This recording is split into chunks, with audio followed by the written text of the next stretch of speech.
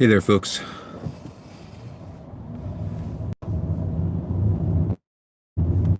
Just got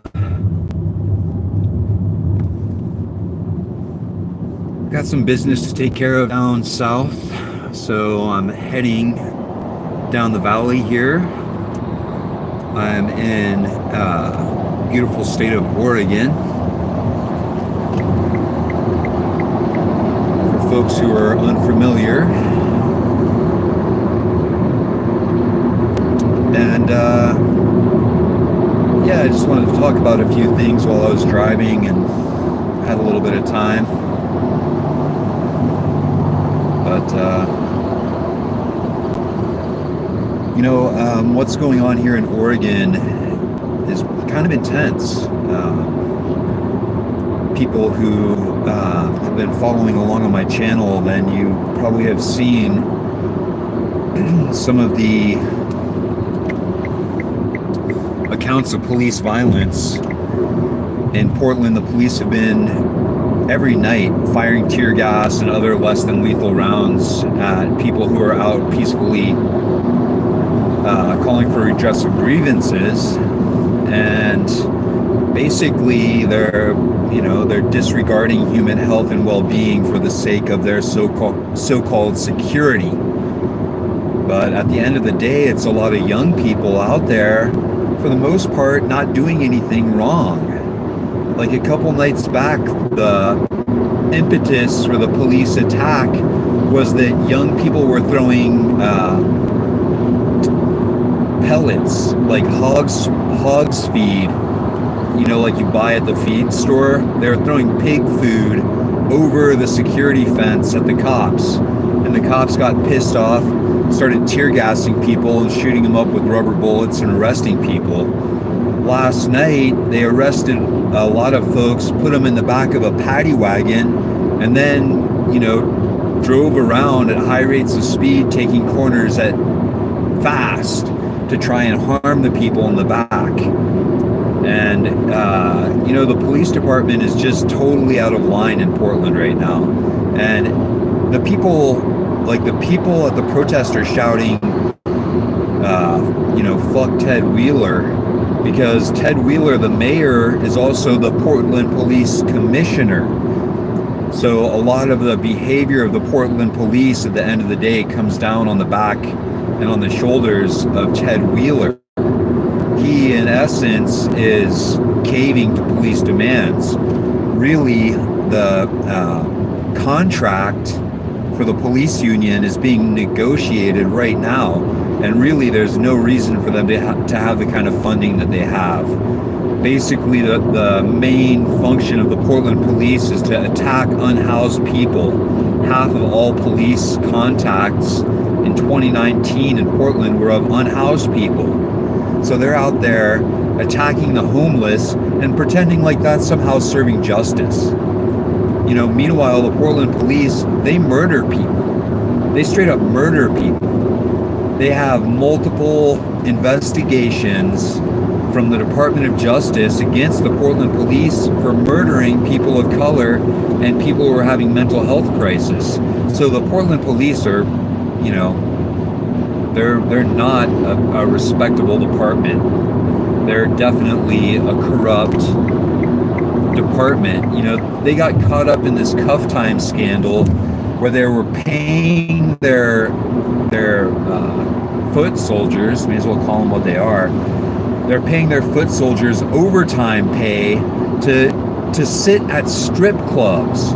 So there are cops in the Portland Police Bureau hanging out at strip clubs getting paid overtime pay because they hit their quota, whatever that quota was. Now, granted, this is like 20 plus years ago, but a lot of those officers are still on. And that's the thing that's really messed up about this situation, is that a lot of the soldiers out there, the freaking officers, they're the same officers who've been involved in multiple shootings, just like this guy in Minneapolis was.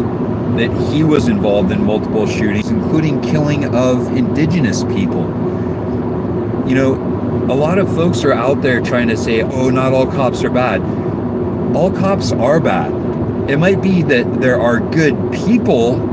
To be a cop, you've put on the costume and the mantle and the behaviors and associations of that office and that,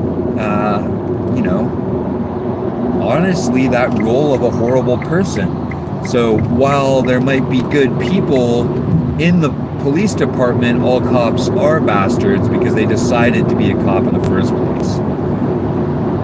So anyway, the latest scandal is that the tear gas that they're using on people is really, really dangerous. It's really, really dangerous. It causes extreme damage to your lungs, and after a long-term exposure, it can cause cancer. Like, it has known carcinogens in it. It is a cancer-causing agent, and yet they're using it on people willy-nilly all across the country. It turns out tear gas is also an abortive. It causes birth defects and reproductive complications. So, the police know this. It's written right on the canister. It's written on the box. They understand this. They protect themselves from the tear gas, but use it against peaceful protesters. I mean, honestly, this is part and parcel of why we don't trust the cops and say that they're all bastards. It's because they're willing to use violent tactics and chemical weapons that are known cancer-causing agents. Like, they're straight up using known carcinogens that will kill people. They're like, no, this is a less than lethal. You can't have babies in the future and you're going to develop cancer. Great. Fucking how kind of you, Portland Police Bureau. And that's why that's a big part of why we can't trust them. They straight up lie about using tear gas, lie about the long-term effects of tear gas, and then use it indiscriminately against people who are nonviolent. Like,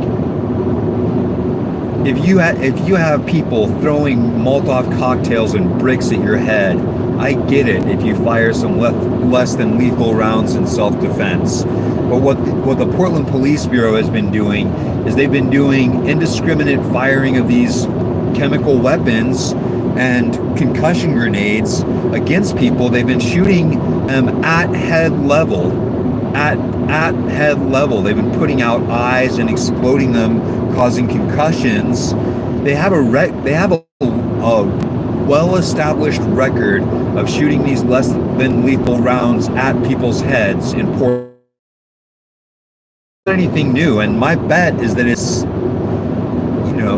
I wouldn't be surprised if they plan it ahead of time, if they conspire to commit human rights violations at the precinct while they're standing around eating their donuts. They plot human rights violations, and that's why we don't trust them. So anyway, I just want to come on and talk with you guys a little bit while I was driving, and do appreciate you tuning in.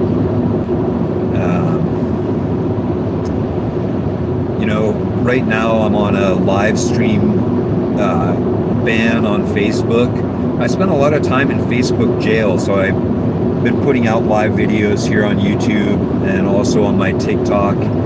So if you're interested in some of my other content, some of my other comments, you can find it on TikTok, also on Facebook and Twitter. I do have an Instagram, so I'm all over the web. I have a lot of social media. If you like some of my messaging, then find me on other platforms. But with all that said, I'm gonna let you guys go. I hope you have a great rest of your day out there, and I'll talk with you again very soon. All right, peace.